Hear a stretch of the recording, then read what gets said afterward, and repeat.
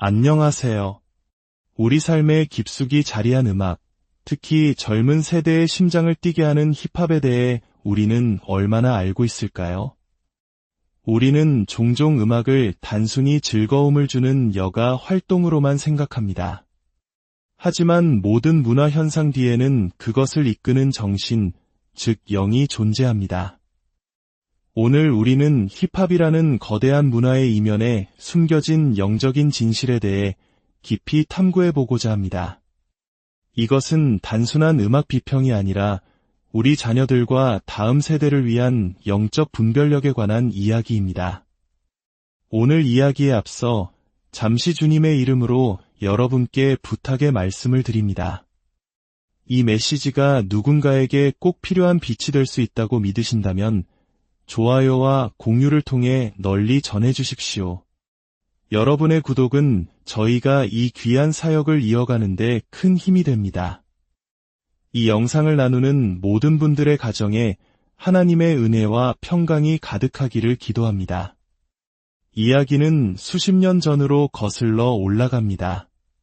하나님께서 제게 한 가지 환상을 보여주셨습니다. 당시에는 헤비메탈 음악이 백인 젊은이들 사이에서 유행처럼 번지고 있었습니다. 그들은 콘서트에서 박쥐의 머리를 물어뜯고 피와 소변을 마시는 등 끔찍한 행위를 서슴지 않았습니다. 오망성이나 해골 문신을 새기고 기괴한 머리 모양과 피어싱으로 자신을 꾸몄죠. 그것은 명백한 악마 숭배 행위였습니다. 하나님께서는 제게 이것은 한 세대 안에 나타난 원수의 모습이다. 악한 영이 사람 안에 들어가면 이처럼 자기 자신을 해하는 방식으로 겉으로 드러나게 된다고 말씀하셨습니다. 그리고 충격적인 말씀을 이어가셨습니다. 이제 저 영이 흑인 아이들을 향해 가고 있다. 그들도 곧 악마 숭배자가 될 것이다. 솔직히 저는 믿을 수 없었습니다. 당시 흑인 공동체는 비록 여러 죄를 짓기는 했어도 악마를 두려워하고 하나님을 경외하는 마음이 깊숙이 자리 잡고 있었습니다. 마치 80년대 한국 사회에서 악마 숭배가 먼 나라 영화 속 이야기처럼 들렸던 것과 비슷했습니다. 우리 공동체 아이들이 악마를 숭배하게 될 것이라는 예언은 미친 소리처럼 들렸습니다. 하지만 하나님의 예언은 현실이 되었습니다. 힙합 문화가 그 통로였습니다. 아버지의 부재, 감옥에 갇힌 아버지들의 영향으로 다음 세대는 정체성의 혼란을 겪었습니다. 아버지를 직접 보지 못했더라도 그 영적인 연결은 끊어지지 않습니다. 감옥에 있는 아버지의 모습을 동경하며 거리의 아이들은 두건을 쓰고 상의를 벗고 온몸에 문신을 새겼으며 속옷이 보이도록 바지를 내려 입기 시작했습니다. 이것이 바로 힙합의 하위 문화가 되었고 하나님께서는 이 모든 것이 곧 사회의 표준이 될 것이라고 경고하셨습니다. 어떤 이들은 묻습니다. 힙합의 시작은 순수하지 않았나요? 처음부터 타락했던 것은 아니지 않습니까?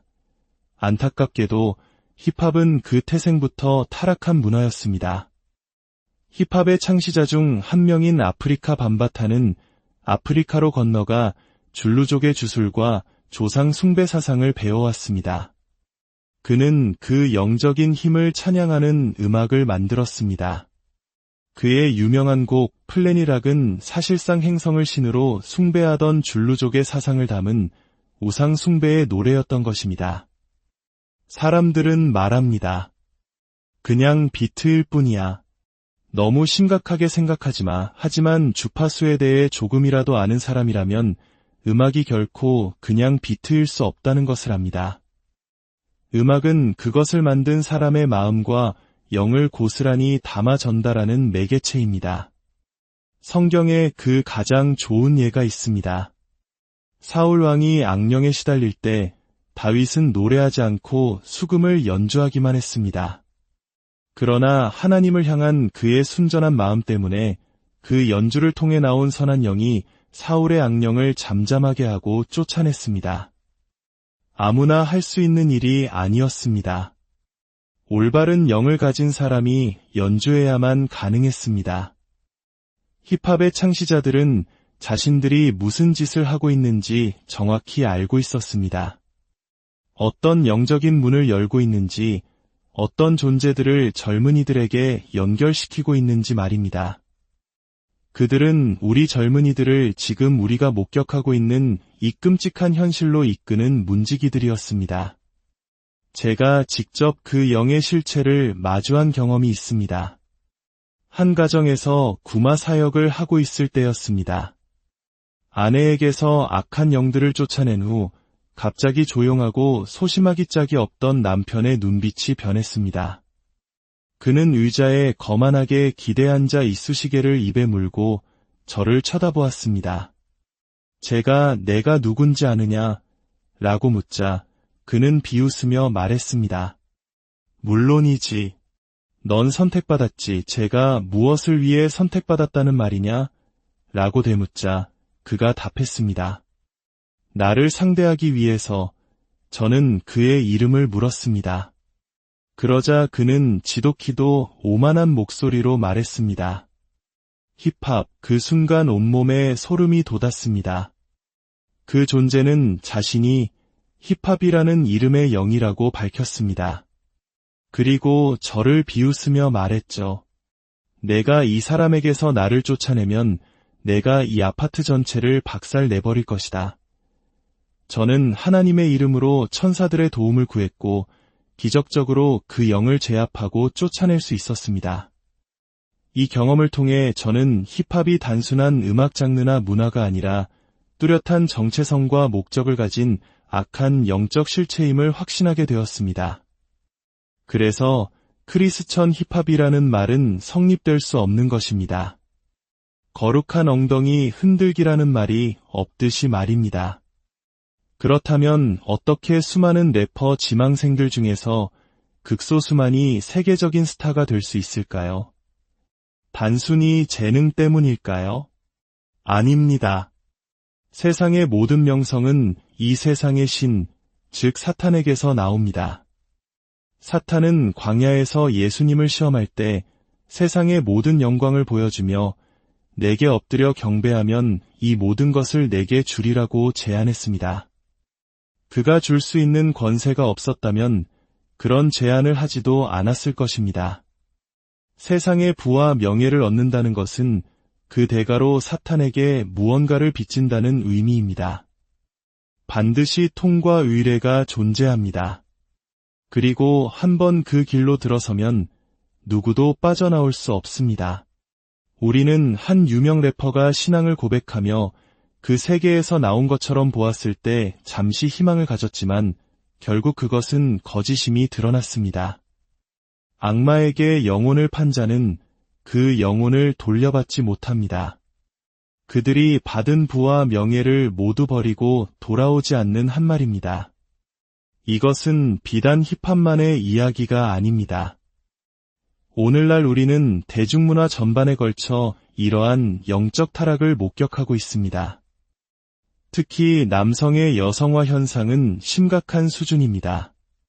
래퍼들이 치마와 드레스를 입고 성별의 경계를 허무는 것은 하나님의 창조 질서를 정면으로 거역하는 행위입니다. 성별의 혼란은 가정의 붕괴를 가져오고 이는 사회 전체의 붕괴로 이어집니다. 이 모든 것의 배후에는 고대의 영, 창세기 6장에 나오는 네피림의 영들이 있습니다. 타락한 천사들과 인간 여자 사이에서 태어난 이 거인들은 홍수 심판으로 육신을 잃었지만 그들의 영은 악령이 되어 세상을 떠돌고 있습니다. 그들은 과거의 신처럼 숭배받던 기억 때문에 지금도 인간의 몸을 숙주로 삼아 그 영광을 되찾으려 합니다.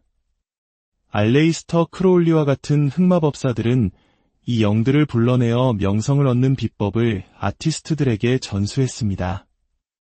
우리가 특정 연예인에게서 느끼는 비정상적인 카리스마와 흡입력은 바로 이 고대의 영들이 그들 안에서 발현되기 때문입니다.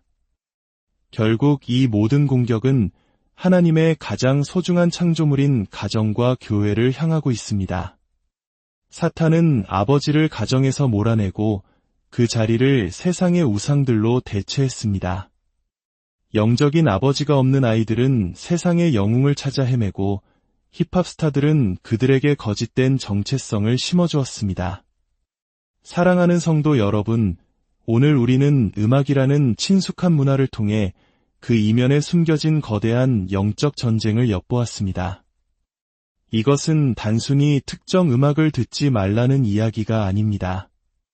우리의 삶 모든 영역에서 하나님의 주권을 인정하고 세상 문화에 숨겨진 거짓된 영들을 분별하라는 도전입니다. 이 마지막 때에 인터넷과 인공지능은 사탄의 새로운 도구가 되고 있습니다. 코로나 시대를 거치며 우리는 교회 공동체를 떠나 온라인 예배에 익숙해졌습니다. 사탄은 우리를 현실 세계의 교제에서 떼어내어 통제와 조작이 가능한 가상 세계에 가두려 합니다. 그러므로 지금이야말로 우리는 더욱 교회로 모이기를 힘써야 합니다.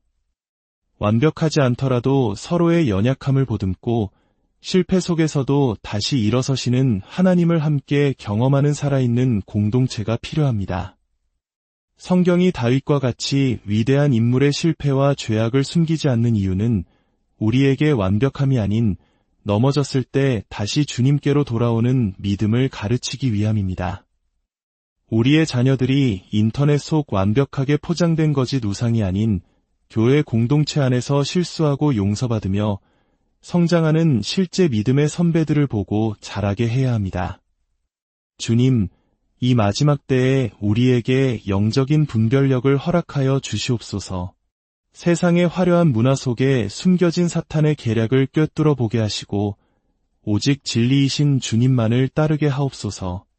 우리의 가정과 교회를 지켜주시고 다음 세대가 거짓된 우상을 버리고 살아계신 하나님께로 돌아오게 하여 주시옵소서. 이 모든 말씀을 우리를 사랑하시는 예수 그리스도의 이름으로 기도드립니다.